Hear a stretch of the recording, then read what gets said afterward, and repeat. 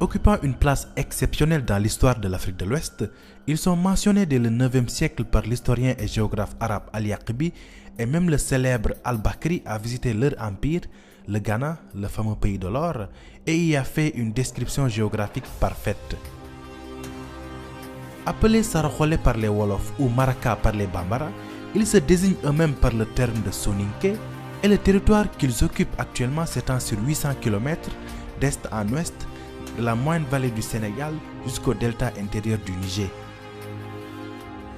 Bien que leur ethnie est plus ancienne que celle des Manding, ils sont culturellement classés dans le groupe Mandé de par leur langue, le Soninké, mais ils forment un groupe ethnique à part entière. Ils avaient une organisation sociale et politique très avancée et dans tous les domaines du génie humain, ils dépassaient de loin les peuples voisins. Dans cette vidéo, nous allons vous présenter ce vaillant peuple que sont les Soninké et l'impact historique qu'ils ont eu en Afrique de l'Ouest.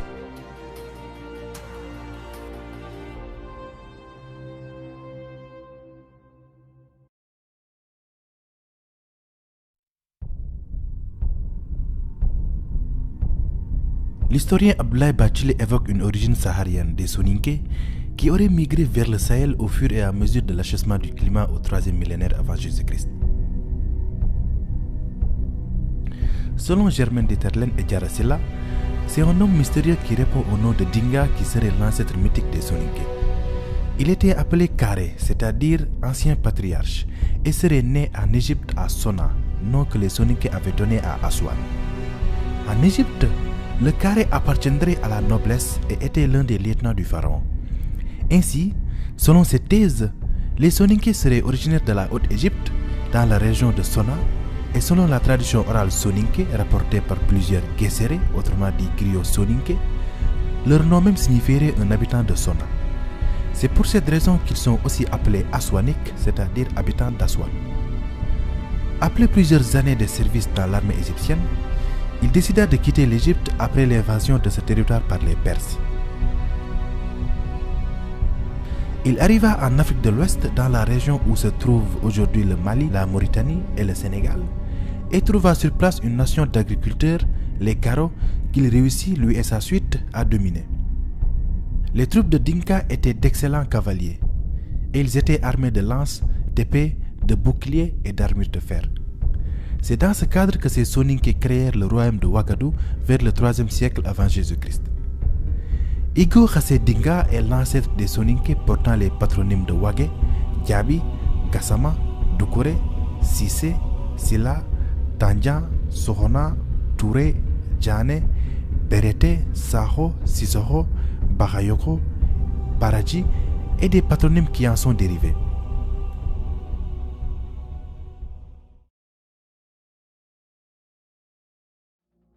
Comme dit plus tôt, le royaume du Ouagadou, qui deviendra l'empire du Ghana, aurait été fondé vers le 3e siècle avant Jésus-Christ par une population armée venue de l'Est et conduite par un dénommé Igo Khassé Dinga. Les sources arabes sont à peu près d'accord avec la tradition orale Saraxolé. D'après le Tarikh et Soudan, histoire du Soudan en français, le Ghana aurait été fondé au 3e siècle avant Jésus-Christ par un peuple noir de cultivateurs. Une autre source, probablement occidentale, parle de la création du royaume par des Berbères venus du nord, fuyant l'invasion romaine. Le royaume fut par la suite dominé par les Soninké, peuple animiste vivant à la limite sud du Sahara. Mais cette thèse a été formulée en pleine période de colonisation pour nier l'origine noire de l'empire. Dans les premiers siècles de notre ère, le Ouagadou, gouverné par Kayamagan Sissé, fondateur de la dynastie des Sissé Tounkara, finit par dominer un vaste territoire du fleuve Sénégal jusqu'au fleuve Niger. Le roi fondait son pouvoir sur le culte du Ouagadou Bida, le dieu serpent, et portait le titre de Kayamagan ou roi de l'or. Il n'y avait pas de problème de succession, car la tradition plaçait automatiquement sur le trône le fils aîné de la sœur du roi. Donc, comme les Sérères, les Soninké aussi avaient une société matrilinéaire. En 1734, les premiers arabo-berbères pénètrent au Ghana. L'occupation du Maghreb par les Arabes favorisait le trafic de l'or et des esclaves entre le Ghana et Sidi Massa, provoquant son ouverture et le développement du commerce transsaharien. L'empire du Ouagadougou, comme celui de Rome, fut d'abord celui d'une ville, une capitale dont le nom se trouve mentionné pour la première fois, semble-t-il, dans les écrits de Al-Yaqbi et dans Mourouj al-Dhahab, autrement dit les prairies d'or de Al-Masoudi. Il fut visité dans la seconde moitié du Xe siècle par le célèbre géographe arabe Ibn Hawqal et même Al-Bakri, donnant au siècle suivant une description assez détaillée de l'empire. L'empire n'était appelé Ghana que par les Arabes qui la firent connaître sous son nom en Europe et en Asie. Mais ce nom n'était pas sans doute la bonne. Si l'on en croit à Al-Bakri et ses récits sur le Soudan occidental, ce terme serait l'un des titres portés par le souverain, que l'on désignait encore sous celui de Kaye Magan ou tout simplement Magan, qui signifie maître. Quoi qu'il en soit, l'empire s'appelait le Ouagadougou et la ville principale était connue de ses habitants sous le nom de Koumbi ou encore Koumbi Salé. Au fur et à mesure que les années passent, l'opulence de cet empire animiste attirait les convoitises de ses voisins musulmans. Dès 1042, des berbères convertis à l'islam, les Almoravides, aidés par le légendaire Wardjabi du Tekrour, de Père Soninké, entreprirent la conquête du Ouagadougou. La ville d'Aoudaghost fut prise en 1057, puis Koumbi Salé en 1076, mais reprise par les Saraholais en 1087. Cependant, le Ouagadougou se trouve très affaibli et alors débuta son lent déclin par un démembrement progressif. Les populations de l'empire, hostiles à l'islam imposé par la force, commençaient à immigrer. Ceci, additionné à la chasseresse qui avançait vers le sud, rendait le Ghana invivable. Les guerres, la chasseresse, les risques de famine et l'épuisement de l'or collecté avaient contraint les Soninké de l'empire de Ouagadougou, qui peuplaient le Sahel, à émigrer par vagues successives à des époques diverses vers le sud, sur les rives du Sénégal et du Niger, notamment dans la région du Mandé. La nation se dépeuple et ses armées se trouvent donc moins puissantes. Après la chute de l'empire, les Soninké se dispersent dans toute l'Afrique de l'Ouest, donnant ainsi naissance à partir du XIIe siècle à plusieurs sous-ethnies, dont les Bozo, Soninké devenus pêcheurs sur le fleuve Niger. De ce fait, le royaume mandingue de Djara et celui du Soso de Soumankhourou Kanté acquièrent leur indépendance et le vaste empire du Ghana ne se limitait plus qu'à son noyau originel, le petit royaume du Ouagadougou. Plus tard, les Soninké qui avaient remonté le fleuve Sénégal créèrent le Ngalam, ancien royaume qui se trouvait au sud du Fouta-Toro et à l'est du Djolof. Le roi portait le titre de Tunka, titre qui était attribué aux princes dans l'empire du Ghana. Ils ont également propagé l'islam, car les Saraholais font partie des premiers en Afrique subsaharienne à être islamisés. C'est à cause de toutes ces migrations que le voyage est une tradition chez les Soninké.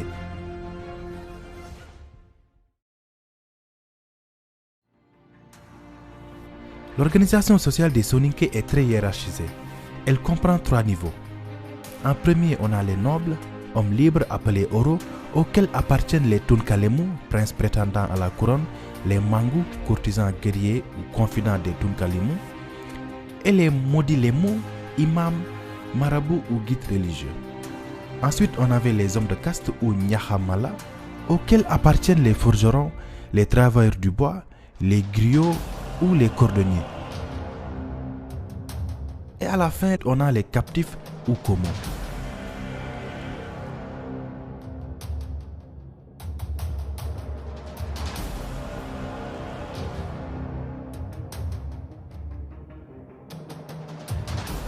Issu d'une famille soninké du Fouta-Toro, Mohamed Silla Touré naquit en 1443 au Fouta-Toro dans l'actuel Sénégal.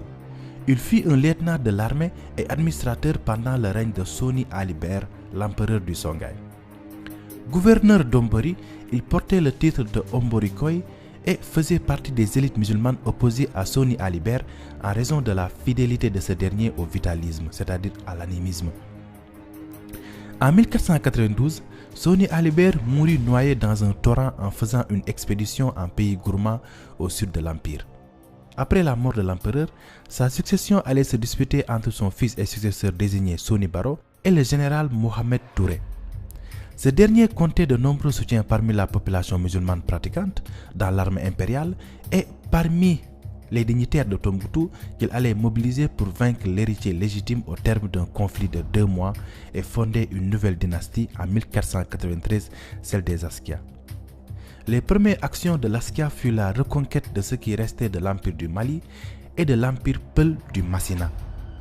Il lança une guerre sainte contre le royaume animiste de Mossi de Yatenga au sud, mais il se solda par un échec sanglant. Il accomplit des invasions réussies dans les États Haoussa à l'est et dans les régions occupées par les Berbères au nord, comme Agadez, Walata et les mines lucratives de Tegaza qui, par leur production du sel, allaient enrichir le Songhai pendant des décennies.